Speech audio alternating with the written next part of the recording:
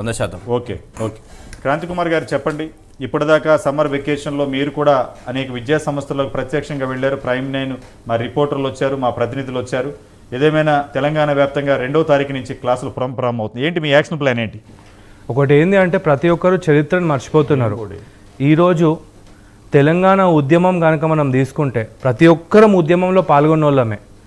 అవసరం లేదురా మాకు ఈ పాలన అని చెప్పేసి నీళ్లు నిధులు నియామకాలు అని చెప్పేసి తెలంగాణ రాష్ట్రాన్ని సాధించుకోగలిగినాం. First thing. రెండోది ఏంటి అంటే నేను యువజన పార్టీ అధ్యక్షుని హోదాలో ఒక మాట చెప్తున్నాను.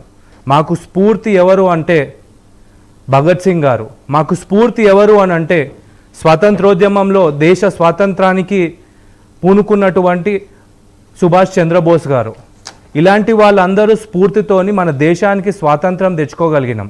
తెలంగాణ రాష్ట్రాన్ని ఒక రాజ్యాంగబద్ధంగా తెచ్చుకోగలిగినాం. అలాంటిది ఈరోజు మన పిల్లల భవిష్యత్తుని నాశనం చేస్తుంటే ఖచ్చితంగా ఈ కార్పొరేట్ విద్యా సంస్థలు ఏవైతే ఉన్నాయో వాటన్నిటికీ అదే విధంగా బుద్ధి చెప్తాం. ఎందుకంటే ఇక్కడ ఎవడు కూడా సైలెంట్గా కూర్చునేటోళ్ళం కాదు. మేమందరం మాకు ఒకటే ఒక కోఆపరేషన్ ఎక్కడి నుండి కావాలంటే పేరెంట్స్ దగ్గర నుండి కావాలి. ఇక్కడ వాడు సిలబస్ మళ్ళీ స్టార్ట్ చేస్తాడా లేదా అనేది పక్కన పెడితే మీకు ఆ కాలేజీలో నచ్చక జాయిన్ అయిపోయి ఇరుక్కపోయి కనుక ఉంటే మమ్మల్ని సంప్రదించండి. ప్రైమ్ 9 ద్వారా మేము ప్రతి ఒక్క పేరెంట్కి ఇదే పిలుపునిస్తున్నాం. అండ్ ప్రైమ్ 9 వారు చేపట్టినటువంటి ఈ కార్యక్రమానికి మేము చాలా హర్షం వ్యక్తం చేస్తూ వారిని అభినందిస్తున్నాం కూడా. పేరెంట్స్ అందరికీ మా విజ్ఞప్తి ఇదే, మీరు ఫీజులు కట్టి మీ పిల్లలకు చక్కగా చదువులు వస్తలేవు, చదువులు చెప్తలేరు, ఈ కాలేజ్ వేస్ట్ అని కనుక మీరు అనుకుంటే మీ పైసలు మొత్తం మేము వసూలు చేసి ఇస్తాం. ఎందుకంటే మీరు ఖచ్చితంగా మే 1వ తారీఖు ముందే ఫీజులు కట్టుంటారు. మే 1వ తారీఖు నుండి ఈ అడ్మిషన్ ప్రాసెస్ అనేది స్టార్ట్ అవ్వాలని బోర్డ్ ఆఫ్ ఇంటర్మీడియట్ గైడ్లైన్స్లో ఉంది. కాబట్టి మీ అందరికీ తోడుగా మేమున్నాము. అండ్ మీకు ప్రతి ఒక్క రూపాయి వసూలు చేసి ఇస్తాం. ఈరోజు సత్యనారాయణ గారు ఆశ్చర్యం ఏంటంటే ఒక లాంగ్ టర్మ్ విద్యార్థి ఫోన్ చేసిండు పొద్దున్నే, మాకు కడుపు తరుక్కపోయింది ఆ స్టూడెంట్ స్టోరీ వింటుంటే, ఇదే శ్రీ చైతన్య కాలేజ్ నుండి. ఆయన ఒకటే విషయం చెప్పిండు, అన్నా నేను లాంగ్ టర్మ్ నాకు జాయిన్ అయినప్పుడు 1,50,000 ఫీజు అని చెప్పిర్రు, ఇప్పుడు 2 లక్షలు కట్టమంటున్నారు. 2 లక్షలు కట్టమన్నారు, నేను కట్టలేని పరిస్థితిలో ఉన్నాను, 1,50,000 కట్టాను, మీకు నా సర్టిఫికేట్ నాకు ఏంటంటే నేను షాక్ అయినాను. అరే బాబు నువ్వేం సర్టిఫికేట్ ఇచ్చినావు, నీ లాంగ్ టర్మ్ కదా.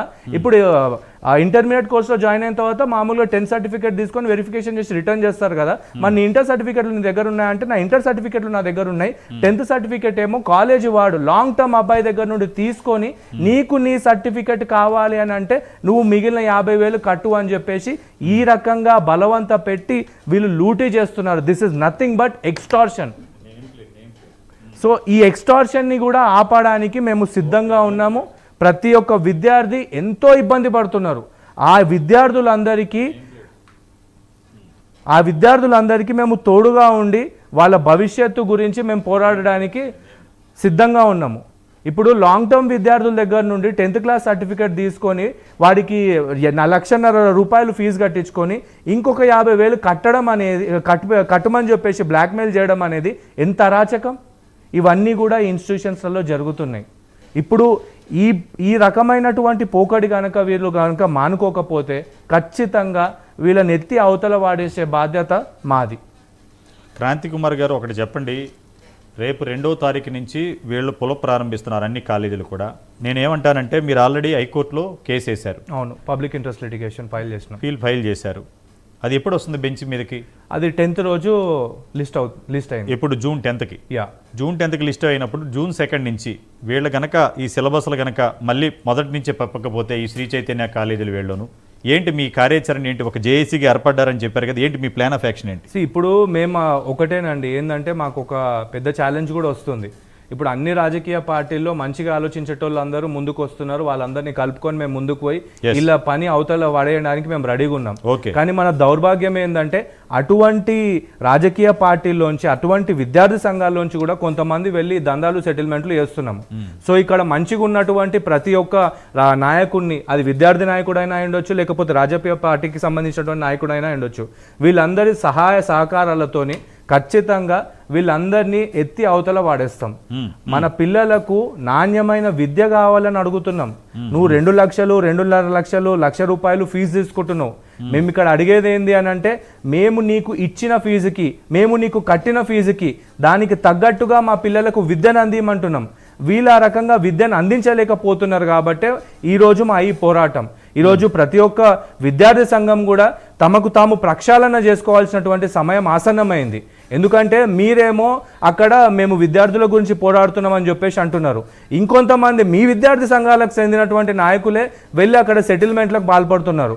కాబట్టి ఈరోజు ఎవరైతే మంచితనంతో ముందుకొచ్చే విద్యార్థి నాయకులు ఉన్నారో, ఏ పార్టీ అయినా అవనియండి, మనకి ఇక్కడ కావాల్సింది తెలంగాణ రాష్ట్ర భవిష్యత్తు.